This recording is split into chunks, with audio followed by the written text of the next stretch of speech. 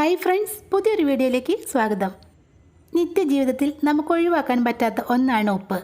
സാധാരണയായി നമ്മളൊക്കെ ഉപ്പ് ഉപയോഗിക്കുന്നത് ആഹാരത്തിന് രുചി കൂട്ടാൻ വേണ്ടി മാത്രമായിട്ടാണ്. അതുമാത്രമല്ല കേട്ടോ, ഈ ഉപ്പ് കൊണ്ട് നമ്മുടെ കിച്ചണിലും ടോയ്ലറ്റിലൊക്കെ യൂസ്ഫുൾ ആവുന്ന കുറച്ചേറെ നല്ല ടിപ്സുകൾ ചെയ്യാൻ സാധിക്കും. അതെന്തൊക്കെയാണെന്ന് നോക്കിയാലോ. ഉപ്പ് കൊണ്ട് സ്വപ്നത്തിൽ പോലും ചിന്തിക്കാൻ കഴിയാത്ത കുറച്ച് കിടന്ന ടിപ്സാണ് ഞാൻ വീഡിയോയിൽ കാണിക്കുന്നത്. അതുകൊണ്ട് വീഡിയോ സ്കിപ്പ് ചെയ്യാതെ എല്ലാവരും മുഴുവനായിട്ട് കാണണേ. ആദ്യം തന്നെ ഉപ്പ് കൊണ്ട് നമുക്ക് കിച്ചണിൽ എന്തൊക്കെ കാര്യങ്ങൾ ചെയ്യാൻ പറ്റുമെന്ന് നോക്കാം. എണ്ണയും വെളിച്ചെണ്ണയൊക്കെ നമ്മൾ കൂടുതലായിട്ട് വാങ്ങിച്ചു വയ്ക്കുന്ന സമയത്ത് കുറച്ച് നാൾ ഇരുന്ന് കഴിയുമ്പോൾ അതിൽ നിന്നും ഒരു കാറിയ സ്മെല്ലും ടേസ്റ്റും ഒക്കെ ഉണ്ടാവാറില്ലേ? എണ്ണയോ വെളിച്ചെണ്ണയോ സൺഫ്ലവർ ഓയിലോ കൂടുതലായിട്ട് നമ്മൾ വാങ്ങിക്കുന്ന സമയത്ത് ആ കുപ്പിക്കുള്ളിലേക്ക് 3-4 കല്ലുപ്പ് ഇട്ട് കൊടുക്കുകയാണെങ്കിൽ അത് എത്ര നാളിരുന്നാലും കാറൽ വരാതെ സൂക്ഷിക്കാൻ സാധിക്കും.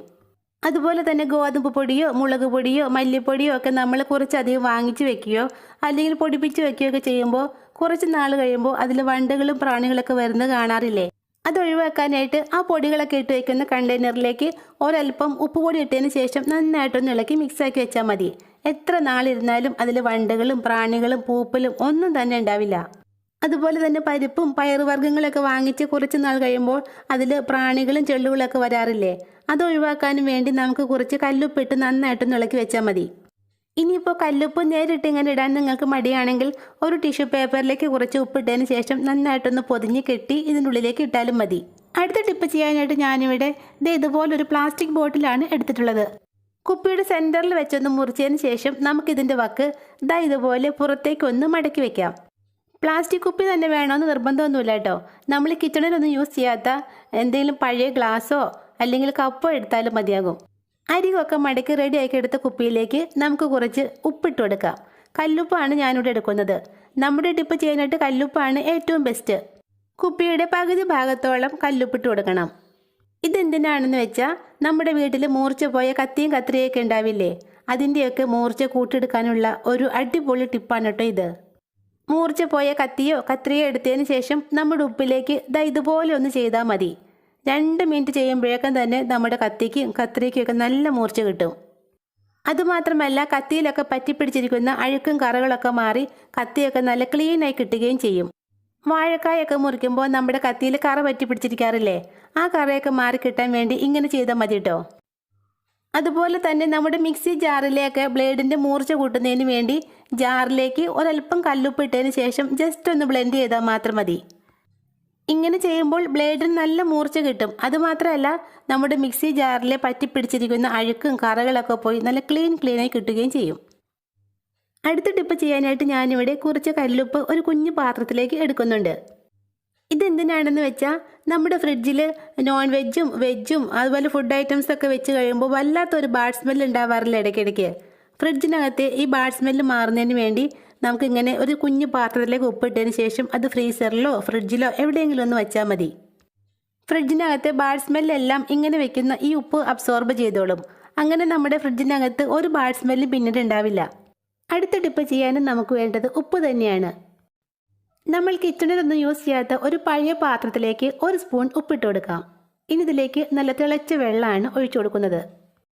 ഇതെന്തിനാണെന്ന് വെച്ചാൽ നമ്മൾ പാത്രം കഴുകുന്ന സ്ക്രബ്ബറൊക്കെ ക്ലീൻ ചെയ്തെടുക്കാനുള്ള ഒരു നല്ല ടിപ്പാണിത്. ചിലപ്പോഴൊക്കെ നമ്മുടെ സ്ക്രബ്ബറിന് വല്ലാത്തൊരു സ്മെല്ല് ഉണ്ടാവാറില്ലേ? പാത്രത്തിലൊക്കെ പറ്റിപ്പിടിച്ചിരിക്കുന്ന വേസ്റ്റ് നമ്മൾ ഈ സ്ക്രബ്ബർ ഉപയോഗിച്ച് ഉരച്ച് കഴുകുമ്പോൾ അതിൽ നിന്നും കുറച്ചൊക്കെ ഈ സ്ക്രബ്ബറിനുള്ളിലേക്ക് കയറിപ്പോകും. അങ്ങനെ നനവോടുകൂടി ഇരിക്കുന്ന സ്ക്രബ്ബറിനാണ് ബാഡ് സ്മെല്ലൊക്കെ ഉണ്ടാകുന്നത്. സ്ക്രബ്ബറിലെ ബാഡ് സ്മെല്ല് മാറാനുള്ള നല്ലൊരു ടിപ്പാണ് കേട്ടോ ഇത്. തിളച്ച വെള്ളം ഒഴിച്ചതിന് ശേഷം നമ്മുടെ സ്ക്രബ്ബറൊക്കെ എടുത്ത് ഈ വെള്ളത്തിലേക്ക് മുക്കിയിടാം. ഇനി ഇത് നന്നായിട്ടൊന്ന് തണുത്തതിന് ശേഷം ഇതിലെ വെള്ളം എല്ലാം പിഴിഞ്ഞ് കളഞ്ഞ് നമുക്കിത് എവിടെയെങ്കിലും ഒന്ന് തൂക്കിയിട്ടാൽ മതി. ആഴ്ചയിൽ ഒരിക്കലെങ്കിലും ഇങ്ങനെയൊക്കെ ചെയ്യുകയാണെങ്കിൽ നമ്മുടെ പാത്രം കഴുകുന്ന സ്ക്രബ്ബർ എന്നും പുതുപുത്തനായിട്ട് തന്നെ ഇരിക്കും, ഒട്ടും ബാഡ് സ്മെല്ലില്ലാതെ. ദിവസവുമുള്ള അടുക്കള പണികളും പാത്രം കഴുകലും തുണി കഴുകലൊക്കെ കഴിയുമ്പോഴേക്കും നമ്മുടെ കൈകൾ വല്ലാണ്ട് അങ്ങ് റഫായിട്ടിരിക്കാറില്ലേ? കൈകളിലെ ഈ പരുപരുപ്പും പറ്റിപ്പിടിച്ചിരിക്കുന്ന അഴുക്കും കരിയുമൊക്കെ കളഞ്ഞ് കൈകൾ നല്ല പട്ടുപോലെ സോഫ്റ്റ് ആക്കാനായിട്ടും ഒരു നുള്ളു ഉപ്പ് മാത്രം മതി. ഒരൽപ്പം ഉപ്പുപൊടി കയ്യിലേക്ക് ഇട്ട് കൊടുക്കാം. ഇനി ഇതിലേക്ക് കുറച്ച് വെളിച്ചെണ്ണ ഒഴിച്ചതിന് ശേഷം നന്നായിട്ടൊന്ന് മിക്സാക്കി എടുക്കാം. ഈ മിക്സ് കൊണ്ട് കൈകൾ ഇതുപോലെ ഒന്ന് കൂട്ടി തിരുമ്മി കൊടുത്താൽ മാത്രം മതി. കൈകളുടെ അകവശവും പുറവശവും ഒക്കെ നന്നായിട്ടൊന്ന് മസാജ് ചെയ്ത് കൊടുക്കണം. വെറും 1 മിനിറ്റ് കൊണ്ട് തന്നെ നമ്മുടെ കൈകൾ നല്ല പട്ട് പോലെ സോഫ്റ്റായി കിട്ടും. അടുത്ത ടിപ്പ് ചെയ്യാനായിട്ട് ഒരു സോസ് പാനിലേക്ക് 1 ഗ്ലാസ് വെള്ളം ഒഴിച്ചു കൊടുക്കാം. ഇനി ഇതിലേക്ക് 1 സ്പൂൺ ഉപ്പിട്ടതിന് ശേഷം സ്റ്റവിൽ വെച്ച് ഇത് നന്നായിട്ടൊന്ന് തിളപ്പിച്ചെടുക്കാം. വെള്ളം തിളച്ച് നമ്മുടെ ഉപ്പെല്ലാം നന്നായിട്ട് അലിഞ്ഞതിന് ശേഷം നമുക്കിത് സ്റ്റവിൽ നിന്ന് മാറ്റാം. നമ്മുടെ വീടിനകത്തേക്ക് പല്ലിയും പാറ്റയും പഴുതാരയും ഒച്ചുകളൊക്കെ കയറി വരുന്ന ഒരു പ്രധാന വഴിയാണ് കിച്ചൺ സിങ്ക്.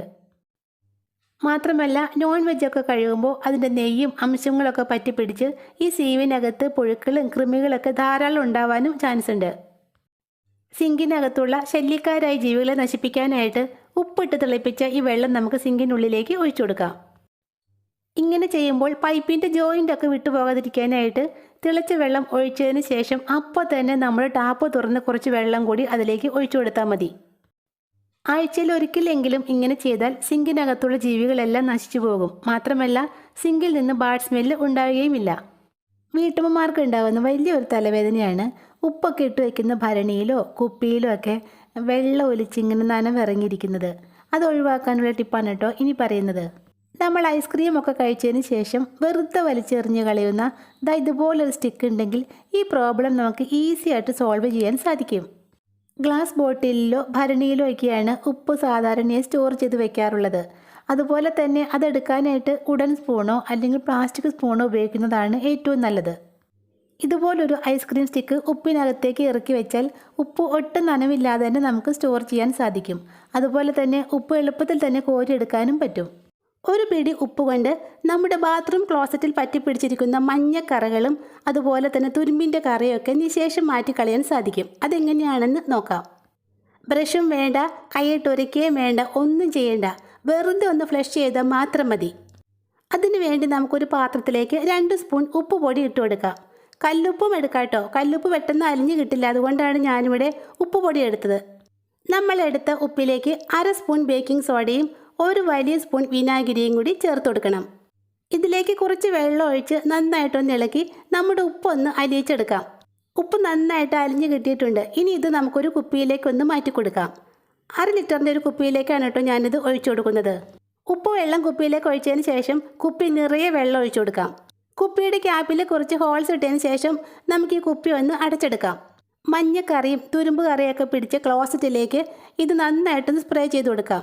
ഇങ്ങനെ കുപ്പിയിൽ ഈ സൊല്യൂഷൻ എടുക്കുമ്പോൾ നമുക്ക് ക്ലോസറ്റിൻ്റെ മുക്കിലും മൂലയിലൊക്കെ ഇത് സ്പ്രേ ചെയ്ത് കൊടുക്കാൻ പറ്റും. അതുകൊണ്ട് കുപ്പിയിലോ സ്പ്രേ ബോട്ടിലിലോ വേണം ഇത് തയ്യാറാക്കി എടുക്കാൻ. ക്ലോസറ്റിൽ എല്ലായിടത്തും നന്നായിട്ടൊന്ന് സ്പ്രേ ചെയ്ത് കൊടുത്തതിന് ശേഷം ഒരു 20 മിനിറ്റ് കഴിഞ്ഞ് നമുക്കിതൊന്ന് ഫ്ലഷ് ചെയ്ത് നോക്കാം. ഇതാ കണ്ടോ, ബ്രഷ് വെച്ച് ഒരിക്കാതെ തന്നെ ക്ലോസറ്റ് നല്ല പാല് പോലെ വെളുത്തിരിക്കുന്നത്. നമ്മളുണ്ടാക്കി ഈ സൊല്യൂഷൻ ഒന്ന് സ്പ്രേ ചെയ്തിട്ട് 20 മിനിറ്റിന് ശേഷം വെറുതെ ഒന്ന് ഫ്ലഷ് അടിച്ചാൽ മാത്രം മതി. ബ്രഷ് ഇട്ടൊരിക്കാതെ തന്നെ കൈ വേദനിക്കാതെ ഒട്ടും വെറുപ്പ് തോന്നാതെ തന്നെ നമ്മുടെ ക്ലോസറ്റ് നല്ല പളപളാന്ന് വെട്ടിത്തിളങ്ങും. പിന്നെ ക്ലോസറ്റ് ക്ലീൻ ചെയ്യാൻ മാത്രമല്ല കേട്ടോ, നമ്മുടെ ബാത്റൂം ടൈൽസിലൊക്കെ പറ്റി പിടിച്ചിരിക്കുന്ന അഴുക്കുകളും കറകളൊക്കെ അലിയിച്ച് കളയാൻ പറ്റിയ നല്ലൊരു സൊല്യൂഷനാണിത്. അതുപോലെ തന്നെ നമ്മുടെ സിങ്കിലെയും വാഷ് ബേസിനിലെയൊക്കെ കറകളും അഴുക്കുകളൊക്കെ കളഞ്ഞ് ക്ലീൻ ചെയ്യാനും ഈ ഒരൊറ്റ സൊല്യൂഷൻ മാത്രം മതി.